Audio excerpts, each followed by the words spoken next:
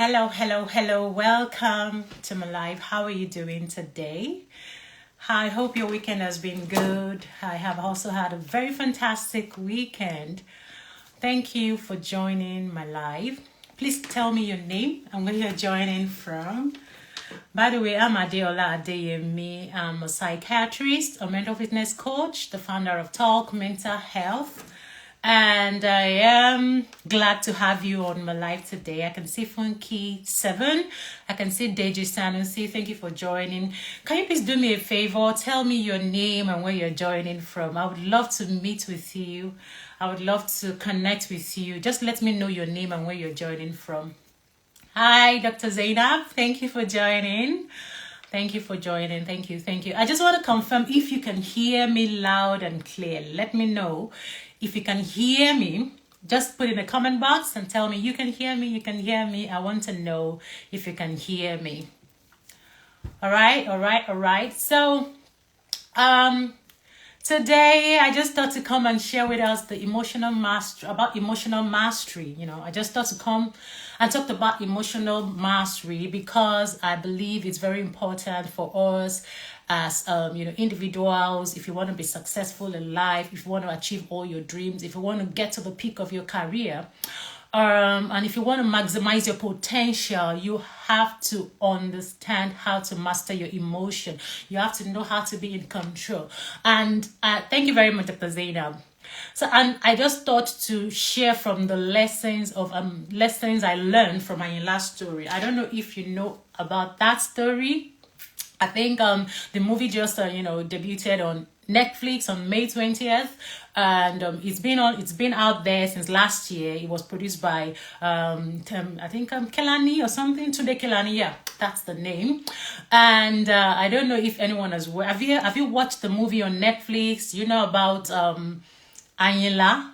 It's just AYINLA. I'm Yoruba. I don't know. Some of us are Yoruba on this live as well. But the movie is subtitled in English. So I don't know if you've watched the movie before or you just saw it like I did, for some days ago when it was debuted on Netflix. Please let me know if you've seen the movie. If you've not seen it, just tell me no, I haven't. But I just want to know if you're on this live, if you've seen the movie. And if you're watching the replay, if you're yet to see the movie, you can just check it. Let me know in the comments when I put this up on my IGTV. Just let me know what your thoughts about the movie. It's a very interesting movie that we all need to, learn from. I just thought that it exposes a lot of things. It shows how not being in control of your emotion can end your career, can end your life, can lead to your untimely death, or God forbid, can just, stop or, prevent you from maximizing your potential. Remember, I founded Talk Mental Health, and one of my mission or my desire is to help people, especially women, maximize their potential, help them by teaching them how to be mentally resilient. And one of the things I teach is how to control your emotions, emotional mastery, self-regulation, self-awareness, because I know that if you don't know how to control your emotions, it's going to affect your ability to be in control, be in charge. It's going to give you lead to mental distress. It can lead to anxiety, depression, and all of that. So emotional mastery is beyond helping your mental health. Once it helps your life in entirety. It helps your life. It helps your career. It helps your business. It helps everything about it. Once you can be in charge of your emotions. And that's why I thought we need to learn from AYINLA's story. This guy, lived for 47 years. He lived from 1933 to 1980. He should have, be given his kind of intelligence because he was very intelligent. He didn't have education, He didn't have education. He came from a very poor background. I think his father was a blacksmith. I don't know what his mother did. But this guy died because he was unable to control his emotions. I mean, according to the story on Netflix, yes, Dr. Zainab, I've seen. Yeah, you please check it out. It's interesting. It was a sad ending. I'm sorry, I don't want to spoil the movie for you if you're yet to see it. But it was very painful for me. Like, how you're very brilliant, you know how to sing Akpala. He was a popular Akpala musician. You know how to sing Akpala so well. It has even been said that no one is yet to fill his lacuna. No one has been able to sing like it did.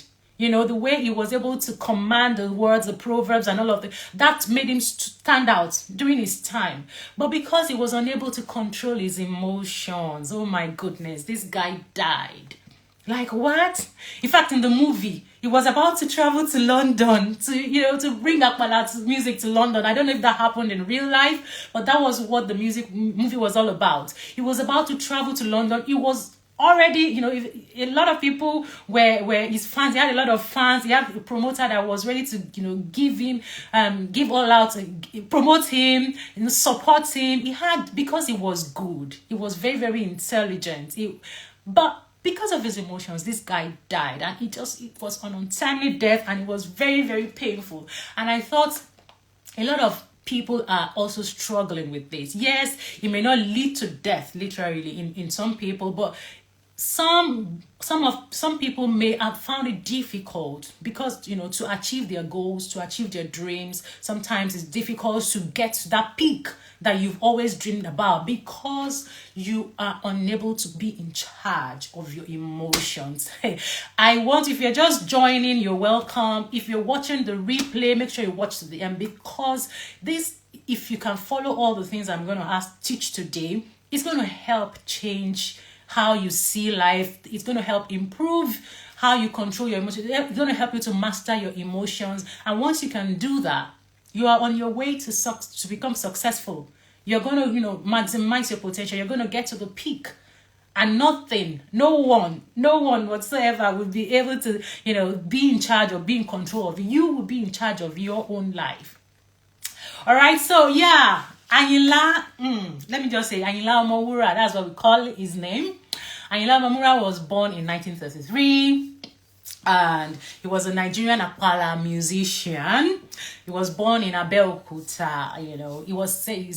His nicknames were like Egomo Gaji. In that movie, because I'm a Yoruba lady, so it was easier for me to feel those words, those Yoruba words that were used. Yes, it was subtitled for those who don't understand Yoruba, but I don't know if you'll be able to connect with the way the words came out, his names, and how they normally, praise him and all of that because of how good he was during his time. So, but you can watch the movie and you'll still be able to pick up these emotional issues that I picked while I was watching it.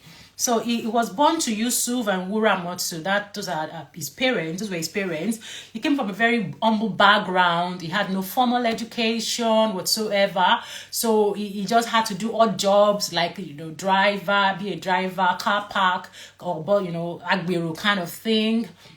And, he did something like a carpentry work, a butcher, all those kind of odd jobs just to survive. But I guess as he grew older, it became obvious that he had some talent. So he could sing, he could compose songs, he could use lyrics, he could put proverbs together to make meaningful meaningful words together. So he was able to, someone realized that talent in him. I think the person that became his drummer, later became his drummer, was the one that, realized that this guy is talented.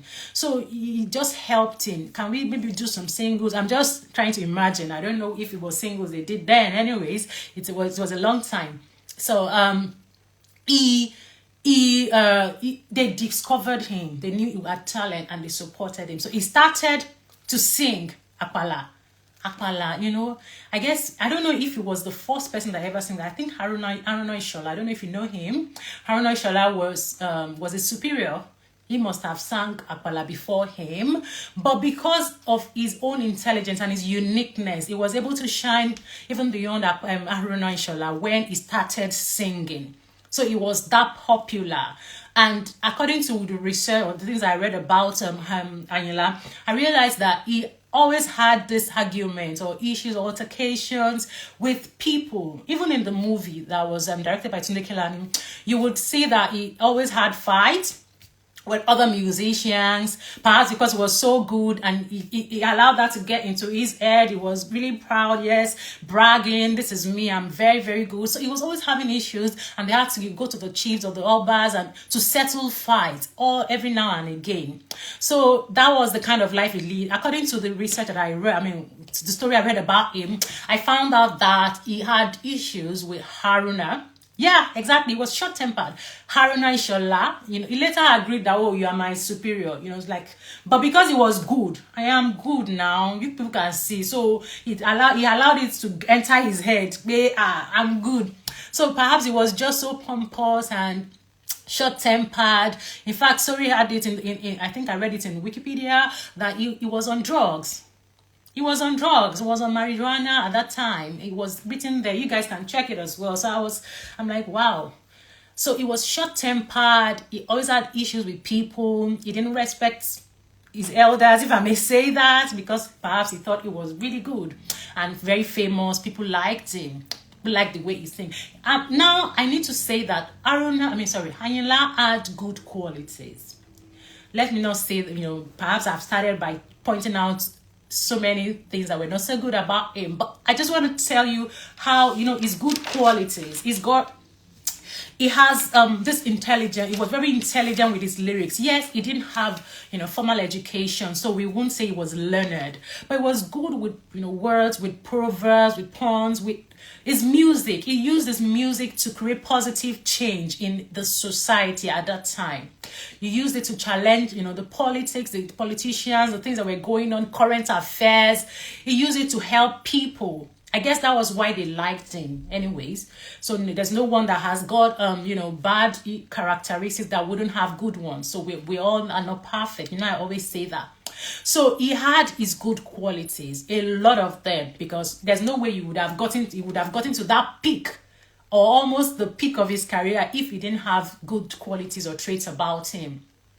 So he was said to be a very influential person, using his music to criticize bad behavior in the society, such as if a lady that is bleaching or promiscuity. I wonder why he used his music to criticize promiscuity. And in the movie I watched on Netflix, I realized that he was actually he had wives at home, and also other ladies that he was dating, a lot of ladies, and I'm like, I'm not quite sure. That one is not clear to me. I don't know if in real life he had other wives or other ladies he was dating, but in the movie I watched on Netflix, he had other ladies he was dating. He dated some other ladies apart from the wives he had. I think he had more than 2 wives, even in that movie. But on Wikipedia, when I read about his stories, it just said he had just 2 wives, and he was a Muslim, so it was okay for him to have more than a wife, anyways. So my point here was that is that AYINLA was a very good person. He had that intelligence. If I could say IQ, perhaps if he had gone to school, had good education, he would be very intelligent, because he's that kind of person, that a personality that was bold. He was bold. He could face anyone. He could challenge, the status quo. He could just to help people get better. So he had something good. And I can imagine if he was able to control his emotion, perhaps he would still be like the fella of our time and all of those people that did great things, try to challenge how things have been done, in the politics and all of those things, and what we would have said about him. It was said that no one is yet to feel that lacuna, since he died, no one. But unfortunately, AYINLA died. Just like Oluwashade Lemilori said, he was short-tempered. Anger. That's a type of emotion. Just because he couldn't control his emotion, it led to his untimely death. Isn't that very painful? He was about to travel for the first time. Even him was like, wow. Like no one has ever done that. That was how it seemed in the movie. I don't know if anyone watched the movie. And this guy died because he was unable to control his anger. Okay, so now let's go to the lessons. I just want to say, for you to know how significant AYINLA was, they celebrated his 40th anniversary of his death, and even the former governor of Ogun State, renovated his house. He had a house. He was very, very popular, famous. He had money then. So they renovated his house. There was a how do I put it? There was an album that came out just to celebrate him after 40 years of living. So for you to know that he was a significant person, 40 years, they call it Hanigilaje. That's one of his nickname, I think. So I don't know if you know about this or if you've heard about it before. Please just go watch the movie or go on Google, search about AYINLA. The man was a great man, to be honest, but he died because of his anger. Anger killed the guy. Anyways, in that story on Netflix, this guy had issues with his manager because of the lady. He wanted to date a lady, which his manager told him the lady was his own cousin. The manager wasn't truthful with him, telling him that, oh, this person, that I'm actually dating the person. He told him it was his cousin, and AYINLA wanted the lady, and AYINLA started dating the lady, and AYINLA wanted the lady to follow him to London. Remember I said he was about to go take Akpala to London. He wanted the lady to go with him to London, but that didn't go well with the the manager. So they had issues. The manager said, oh, I'm not going, I'm withdrawing from you, nothing between both of us anymore. The manager that was his childhood friend, so they had to part ways. So but then when he after some time, I don't know the number of days that it took him he reflected on this. It was just one morning, and he then started thinking that, oh, I think my life is getting better. So why should I be so mean to people that I've known all for a very long time? He did something called self-reflection, and he knew that what he was about to do and what he had done to his manager wasn't fair enough. Like, life shouldn't be that life shouldn't be that hard now. Like, I know that we had an altercation, but there's a way we can resolve this amicably. So he wanted to go. He wanted to go and, resolve this. He had good intention. For those of us that have watched the movie, he had good intention. He wanted to go and say, resolve the issues between him and his manager. But when he got there, he allowed his emotions take over him. He allowed his emotions. So what happened was that when he got there, the manager was seated with other people, and they were, having their drink and all. And AYINLA called the manager, asked the manager to come. He's a pompous guy now, Akpala musician, one and only Akpala musician that was about to travel to London. What do you expect? Do you think he's going to beg him? He wasn't going to beg him, given his history now. So he just said, I think Bayowa or something. Bayowa, 1B or something. That's how he commanded him to come. He had intention to go, as to resolve the issue. But the way he commanded him sounded like, oh, he was being too bossy or kind of that. And one of the friends of the guy said, sit down there. Don't go, if he wants you, let him come and say sorry to you or something. And that was how he felt offended about that. Like, how will you talk to me like that? It all me.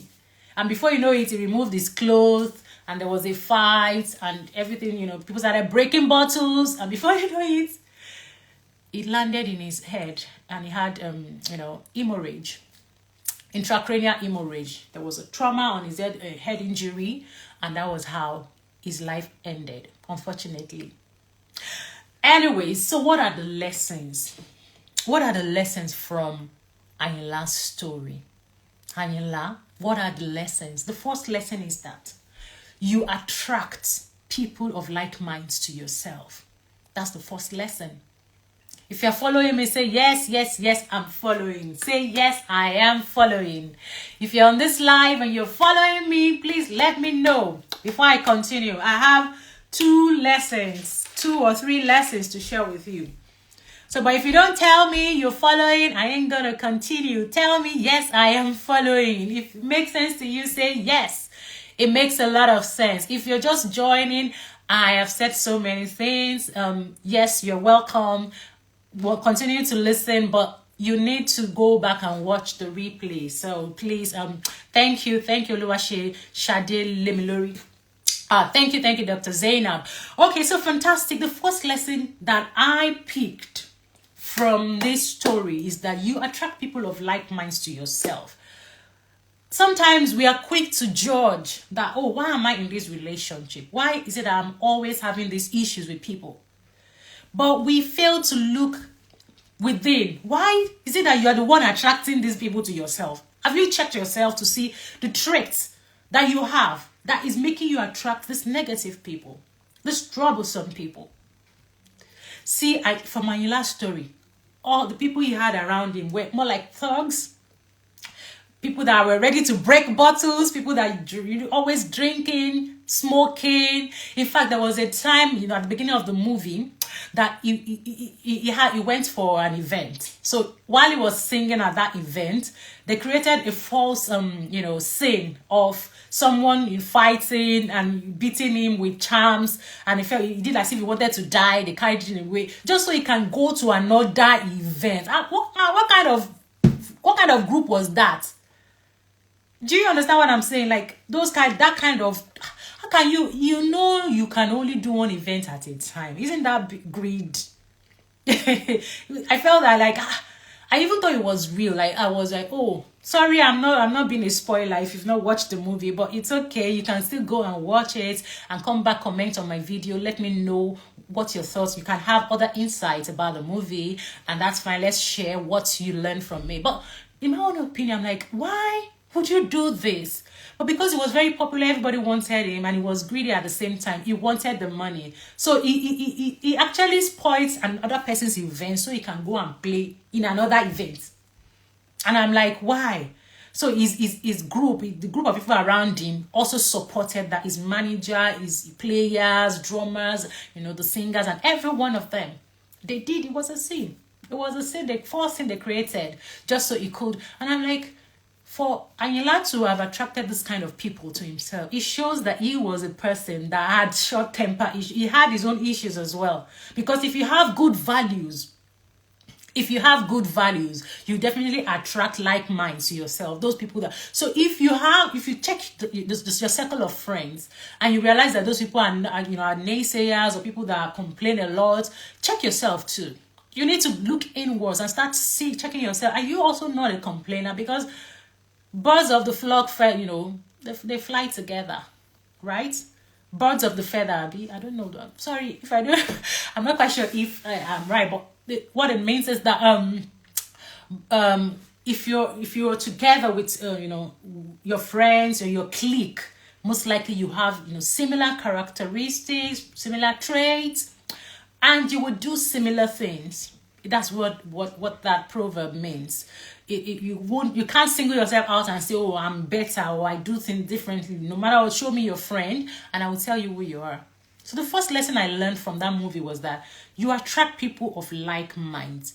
And one way you can start to master your emotions is by being deliberate about the people that you call your friend. You just need, you have to choose your inner circle wisely. People that are very close to you, people that you learn from, people you talk to. Yeah, thank you. Like-minded people flock together. Birds of a feather flock. Fantastic. That's it. That's the proverb.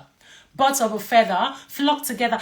It's the truth. You have to start being intentional about the people that are close to you. You want to protect your mental well-being. You want to protect your mental health. You want to make sure that your emotions are in control. Start looking at people that have good control of their emotions. If anyone that you call your friend is not adding to you, then perhaps it's a waste of time, waste of energy, waste of resources. You don't have that energy to start, being in a relationship or in a friendship or whatever you want to call it, that doesn't add to you or, improve your mental well-being, improve your career or your self-development, personal development. You have to be intentional about your circle of friends. Very important. That was my first lesson. That nobody could challenge AYINLA. Nobody could tell him that what you did was wrong. He was always right. And if you have friends that can't give you feedback, that can't tell you the truth, there's no way you're going to grow. You think you're doing well. Yes, you are very intelligent. But there would be times that you would make mistakes, and people should be able to tell you this is wrong. You should be able to accept feedback. That's how you grow. All right? So that's the first lesson. The second lesson that I picked from the movie was that beyond IQ, you need emotional intelligence, what we call EQ, to be successful in life. Beyond IQ, you need emotional intelligence to be successful in life. I mean, studies have shown that we actually need more of emotional intelligence than IQ, intelligence quotient. You know, I know that right from when I was much younger, we all talked about IQ. Yeah, you have to be brilliant, read your books, succeed, pass your exams. That's what IQ is all about. How you're able to, interpret information given to you by your teachers, how you're able to cram and produce or, repeat what you've read, or all those things are all about IQ. But when we left school, we realized that it's beyond that. Like, it's not about school, real life situation. You know that it's about dealing with people. Because after everything, you finish school, you don't get a job. So what are you going to do? The IQ thing, they have. Now you came out with first class, and still you don't have a job. So how will you survive? You think the IQ is going to help? No. It's the emotional intelligence that would help you have, that kind of job you want, or even sustain. Even if it's business you're into, business, digital products, coming online to share your knowledge, monetizing your knowledge, or whatever it is you are doing, you will definitely need to connect with people. Like I do now. All I do is talk about people, talk with people, do therapy sessions, connect with people. Everything I do is with people. So my IQ, I've kept it somewhere. That helped me pass my exams. But when in real life situations, when it comes to maximizing my potential and doing things that I love, that I'm passionate about, I actually deal with people, real human beings, people. And I've had to learn how to be emotionally intelligent. And being emotionally intelligent entails becoming more self-aware. Self-aware that you have a problem. AYINLA did not even know that he had anger issues. He never for once in that movie realized that there was a problem with the way he always got angry. He was quick-tempered, quick to lash out at people. Never for once did he, okay, maybe when he went to the Chiefs, that was why, okay, they said they should, that one, you had to enforce him to resolve the quarrel between him and the other musician. So that was the only time I saw that AYINLA apologized. That was the only time AYINLA actually apologized. So AYINLA was not self-aware. He didn't even know that he had issues. He was not self-aware. How do you expect to be successful? He was successful, let me say that. But how do you expect to maintain success when you're not emotionally intelligent? How do you expect to get to the peak of your career and stay in that place for a very long time when you're not? Imagine if AYINLA had the chance to travel to London and do APALA. His life would have been different. Like AYINLA, perhaps if he must have. I don't know what his age would be now if he didn't die at that time, but he might have still been alive. He might have been alive. Okay, 33. He was born in 1933, and we're now in 2022. Somebody should please do that math for me. 1933 to 2022. It was less than what's it called, 100. So if he did not die the way he died, the untimely death that took his life, perhaps he would still have been alive, maybe very old, but he would still have been alive, and would have done so many other fantastic, would have produced so many fantastic APALA music. Perhaps he would have been the king of APALA or something. No one like him, blah, blah, blah. But AYINLA could not get to that peak. Oh, why? Because he was not emotionally intelligent. He was not even self-aware. So if you're not aware, there's no way you can self-regulate. There's no way you can know how to regulate your emotions. And I'm on this life letting us know that We need to become more self-aware. We need to become understand our emotions and know how to regulate our emotions. One of the reasons you feel very anxious, one of the reasons you can't sleep well, one of the reasons you have issues with people every now and again is because you are not self-aware. You haven't developed your self-awareness skills. You don't know how to self-regulate. Yeah, thank you, Dr. Zainab. 89 years. And I'm sure he would have still been alive, right? Because I know a lot of 89-year-old, my granddad died at 99. So he probably would have still been alive if he did not die the way he did. And just imagine what would have happened. We still talk about him now. 40th year anniversary, death anniversary was celebrated. It showed, I wasn't born during his time, no. I wasn't born then. And I didn't even meet him. He died before I was born. So, but the truth is that for people to keep talking about him, keep talking about his Apala music, how rich those lyrics were, up until now, after how many years that he died, it shows, that's about 42 years ago, it shows that the guy was good. But he couldn't get to the peak just because he could not regulate. So what my point here, guys, is that yes, you are, I know you're a very good doctor. I know you are good at what you do. You are fantastic. You are a very good, financial consultant. You are a good businesswoman, entrepreneur, fantastic, right? Everything about you is good. But if you're not emotionally intelligent, you would not be able to sustain that success you have got. You would always have issues with people. And whenever you have issues with people, you don't say, oh, it's not my business. It's going to affect you. It keeps giving you anger. It keeps getting you, this negative emotions like resentment, anger, bitterness, and all, and you think you're fine. This causes mental distress. It affects your mental well-being, and before you know it, nobody wants to be your friend. Loneliness linked to depression and all of that. You have to learn to be emotionally intelligent.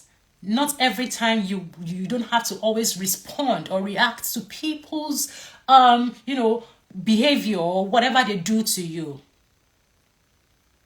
So life is 10% of what happens to you and 90% of how you react to it. So most of the time, your reaction is your responsibility. I mean, all of the time. It is your responsibility. It doesn't even matter what this person has done to you. The only thing you can control is how you respond to people. And the only way you can know or understand how to do that is when you become more self-aware, when you become more emotionally intelligent, when you can self-regulate. That's one thing AYINLA lacked. He didn't know how to do it, and that ended his life. He didn't only end his career. If he had ended his career, maybe his music career, maybe it would have been better. At least he would still be alive. To imagine, he had 2 wives, he had kids, and these people, they become widows and orphans just because, fatherless, not orphans, they had their mother. Fatherless just because their dad could not control his emotions. So anyways, that's lesson number 2. I know that emotions can be very complex. It is how you respond, how you feel. It has a lot of physiological states and all of that. But it is not as difficult as it seems. I know there are types of emotions. There are 6 basic emotions. We have love. We have happiness, sadness, fear, anger, surprise, and disgust. Those are the 6 basic or primary emotions that we have, according to Ekman. That's a psychologist, I think. And these emotions are real emotions. We all feel it. Was it okay for AYINLA to get angry? Fine. It's okay to get angry. It's your response to the anger that really matters. If he was angry and he walked away, he wouldn't have died that day. So yes, it's okay for you to feel sad. It's okay for you to be angry. It's okay for you to, to have fears or to have this disgust feeling when someone has done something wrong to you. But what is your response? How are you processing this information in your head? Can you have a reappraisal of the situation and take a pause, reflect, before you react or respond? Can you do that? That would save you a lifetime of, anger, or, having to apologize, or some relationships that you may not be able to take back. Your words, you may not be able to take them back if you just open your mouth, and start saying things that because you're angry. All right, I don't know if this makes sense to us. Does this make sense? Does it make sense? Does it make sense? Let me know if it makes sense. Does it make sense? Does it make sense? Does it make sense? All right. So, AYINLA was a very wonderful person. I wish he was alive, and I wish we could still hear his, listen to it. We still listen to his music. Some people still listen to his music. I enjoyed watching the movie and how everything went. I should have put some. Please ask your question. If you have question, please kindly ask me your questions. Please ask your questions. All right. So done. So fantastic. And people, you see, Oluwa Shadele Milori, you still listen. People still listen. I enjoy the movie. It just reminded me of my childhood, I think, because perhaps my parents were listening to that same music, and it was very interesting. It was fantastic to hear something that connects you to your childhood. So I'm sure if the guy was still alive, a lot of people would continue to, more people would have listened, would have even known him and all of that. And the fact that he used his lyrics, his music to make positive influence in the society. But because he couldn't control his emotions, he died.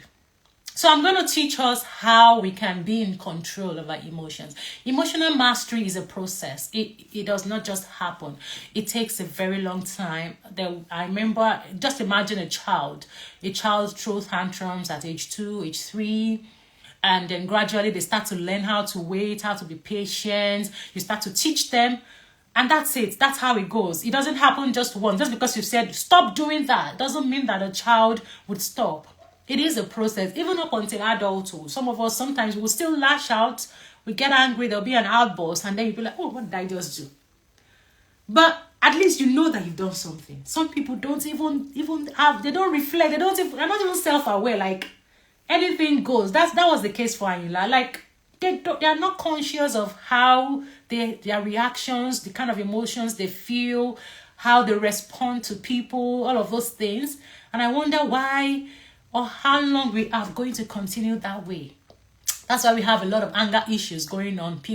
Domestic violence keeps increasing just because people cannot control their emotions. Like, people are very quick to blame others rather than, you can't change people. You cannot control anybody. You can control yourself. And yet you keep blaming people for doing something. You caused it. It was the one that caused this. It made me get angry. It was your choice. You got angry because you wanted to get angry. You have to learn to be responsible for your own feelings, for how you feel, for how you behave, for your response, because that's what you are in control of. That's what your responsibility. Your response, the way you respond to people, how you react is your responsibility. I know this can be very difficult. To be honest, it's not easy. When someone is being so mean and unkind to you, all you want to do, and no matter what Dr. Adela is saying, all you want to do is just to react. Like, I want to keep this guy. I want to keep him short for life. Like, keep quiet. Can you please stop talking about me? And that's how you feel. That's the feeling. But I'm going to teach you this tip. Never forget it. It's an acronym called BLA. BLA. Anytime you are angry, you have this overwhelming emotion, always remember that Dr. Adela said blah, BLA. Can you say blah, blah, blah? Put in the comment box, say blah, blah, BLA, BLA, blah, blah, blah, blah. Put in the comment box, guys. I'm about to teach you something that would help you be in control of your emotions. Like, nobody will be able to say, oh, she said this, she said that. Even you feel good about yourself. But, I feel great though. Put in the comment box, guys. Blah, blah, blah, blah, blah. BLA, blah. Exactly. Put in the comment. I'm about to teach you blah, blah, blah. So someone has gotten you angry and you are fuming. You know how that feeling? I don't know. Have you ever gotten angry before? But somebody has said something.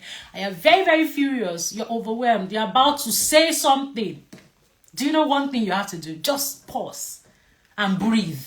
Say that first B. B-L-A, right? B is for breathe. Before you say anything, just pause. I'm about to say, remember me. The way I'm even doing all this drama, just remember my face. Somebody has said something, you want to react. Remember, I have said that life is 10% of what happens to you and 90% of how you react. It's your reaction that matters. So you are in control. You want to be in control. You want to master your emotion. B is for breathe. Breathe. Can somebody type it there? Breathe. Go and breathe. House. It helps. It just stimulates your vagus nerves and keeps you relaxed and calm. While you're trying to breathe, it helps keep that feelings, that overwhelming feeling, that way you are fuming, keeps you calm. So you won't boil again. At least you'll be able to think. Most times when we lash out or when we express ourselves out of annoyance, it's just because we are overwhelmed. It's sometimes not our fault. It's just because of the way we feel. But this deep breathing helps. Once you do this deep breathing, frequently, maybe for 1 minute, 2 minutes, even 5 minutes, you feel calm. You feel better. So that's the first thing you need to do. Breathe. L is label. Can you say label? Label. Label. You label the emotions. The emotions you feel at that time, you label it. Oh, I feel angry. As you are breathing, you are telling yourself, I feel very angry. I am really, really angry. I'm annoyed. This is very disgusting. I'm not saying you should tell the person. You're not telling the person no. Because if you say that to the person that said you might lead to an altercation or a fight or a physical issues and all of that, and you won't like it. So I encourage people to get your journal. If you cannot get your journal, say it. Go into your bathroom or shower and say it. Say your mind somewhere where nobody would be able to hear you. Like you are venting. Vent. Don't vent to the person that has offended you because that might lead to more harm. It might lead to more issues. Vent. Then maybe you can talk to someone else that's neutral. That will be able to. I do that a lot. So if I'm angry, I just call a friend of mine and I just want to tell you something. Something happened and 5 minutes I feel better. That's what I'm saying. Label. I feel really angry. This person did this. You are venting.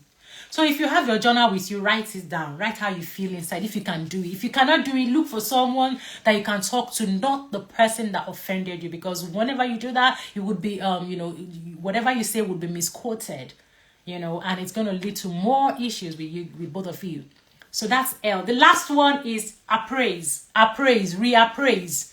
It's actually reappraise, but let's just, because I wanted the acronym to make sense, blah is better than BLR anyways. So reappraise. What are you doing when you are reappraising? Like you're thinking again, rethink. You want to see the situation in another perspective. Many times when we get overwhelmed with our emotions, it clouds our judgments, it clouds our thinking. We cannot think right, if I may say that, or clearly. So there's a veil that is on our lens, if I may say that, how we perceive the situation. So reappraising helps you to rethink, reappraise the situations. Perhaps it's something different. Perhaps this person didn't mean it this way. Or maybe this person is actually going through some issues that I don't even know about. Let me shock you guys. Many a times when people lash out at you or say things out of annoyance, it is more about them than it is about you. So yes, you may have done something wrong and they could have told you in a calm way, oh, can you please correct this? And not generalize and make it seem that you have done something out of this world. But because they have their own personal issues, they project their feelings, their insecurities, their anger and all of that on you. And if you're not careful, you will start reacting, thinking that you take things personally, thinking that it's about you. It is not. We all have issues we go through. We all have stuff that we are thinking about, life issues, family, past, traumatic experiences, relationship issues, and all of that. So you have to understand that and start to rethink. maybe this person is having a bad day. Yes, what he said to me was not good, but it must have been, it's not about me. Or maybe I should, look at whatever it is that has been said and see, maybe, okay, maybe I could have done things differently. Maybe I actually hurt this person. Excuse me. Reappraisal helps you to have a rethink and to keep things in perspective. Yeah, Dr. Zainab, yeah. People keep projecting. Until I understood that, Dr. Zainab, I've always taken offense. I've been taking offense. Why would you talk to me? And the other day, someone sent me a mail. So me that I was not even in the copy of the mail. You need to see the way the person lashed out. Can you do that? And I'm like, I had to do this black thing. Because I was so furious. I wanted to give it back to the person. But I just thought to myself that, this is email, be careful. I had to breathe. Relax. It took me longer time, and it's okay if you don't have to respond immediately. It took me a very long time to reflect and think, and I had to now compose the email. Eventually, she apologized. Okay, I'm sorry. It is actually this person that said this. It's not about you. It is not always about you. But when you react, then it becomes all muddled up. It will seem as if you have joined, and then the person will now pick on your response, because in the real sense, your response it's your responsibility. Your reaction is always about, it's your own responsibility. You are in control. You can decide to react in a good way or in a bad way. It's your choice. So when you have that understanding that people project, you won't take offense. Like, today, or sorry, I spoke my language. Like, this person has just come again. No, Allah, okay. And then you pick what you want to pick about yourself, whatever it is, you sieve it. So that reappraisal, that last part of the blah, helps you to, put things in perspective, sieve things out, sieve it. See, when you're done, you pick what you need to work on. If it's a feedback, you pick it, and then you're fine. I'm not saying you should not, you should always let things slide. I'm not saying you shouldn't set boundaries. People should also respect you and be careful the way they talk to you and all of that. But I'm saying that do that when you are calm. Do that when you are thinking clearly. Don't be like AYINLA. Maybe if AYINLA had walked away and gone back to think, and then call this other person that said his manager to sit down. Call him and say, why would you say that? Don't you think that was disrespectful? There wouldn't have been a fight. There wouldn't have been issues, and he wouldn't have died at that time. So all I'm saying in essence is that, yes, let people respect you, set your boundaries, be clear about it, but not when you are angry or you are emotionally overwhelmed. All right, I need you all to know that self-regulation is fantastic. It is important for you to achieve all what you want in life. It is an important role that you need to learn so that you can be successful. It helps you to manage stress. It helps you to deal with conflict. It helps you to achieve your goals. It improves your confidence and self-esteem and your overall mental well-being. Because when you are in charge, people would respect you, don't you think? All right, so that's all about today's live. It's been almost an hour that I've been on this live, and I really, really enjoyed myself. Thank you, everyone. I could see all your comments.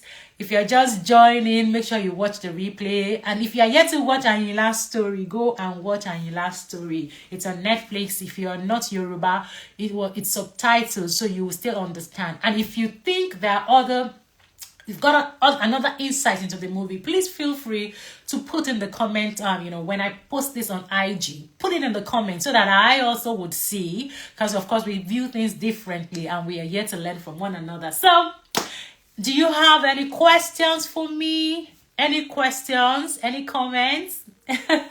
It's been fantastic, isn't it? Any comments, any questions, guys? Any questions, any comments? Let me know before we end the live. If you have any questions, by the way, as I wait for the questions, I am Adeola Adeyemi. If you don't know me, I'm the founder of Talk Mental Health. If you're not following me, just go and follow talkmental.health. Follow me and don't miss out on the amazing, premium, powerful content I put out there.